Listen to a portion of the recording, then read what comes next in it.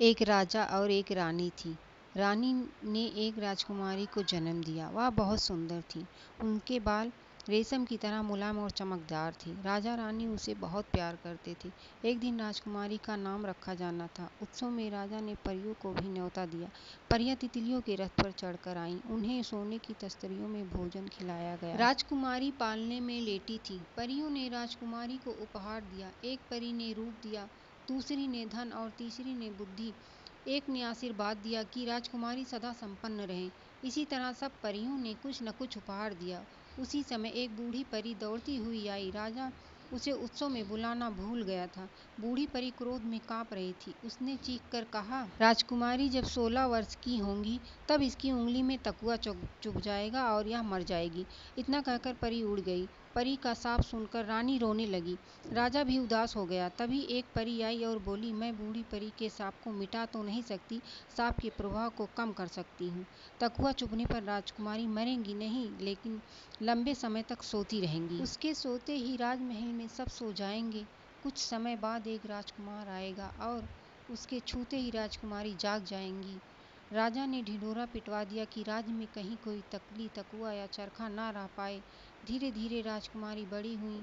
उसमें परियों के दिए सभी गुण आ गए। उसका स्वभाव भी बहुत अच्छा था। जब राजकुमारी 16 वर्ष की हो गई, एक दिन वह महल में अकेले घूमने निकली। वह सीढ़ियां चढ़ती हुई एक कमरे में पहुंची।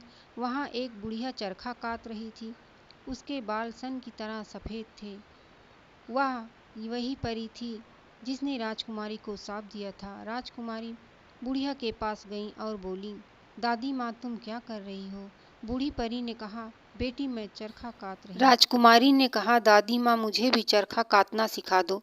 बूढ़ी परी ने कहा, आओ बैठो, चरखा काटो, यह बहुत आसान काम है। राजकुमारी ने ज्यों ही चरखा चलाया, तकुआ उनकी उंगली में चुभ गया। राजकुमारी पास की पलंग पर पड़ी, गिर पड़ी और सो गईं। राजकुमारी के सोते ही राजमहल के सब स्त्री पुरुष जीव जंतु सो गए। जो जहां वहीं सो गया। दरबार में बैठे राजा और दरबारी भी सो गए। पहरेदार सो गए। अस्तबल में घोड़े सो गए। छत पर चिड़िया सो गई।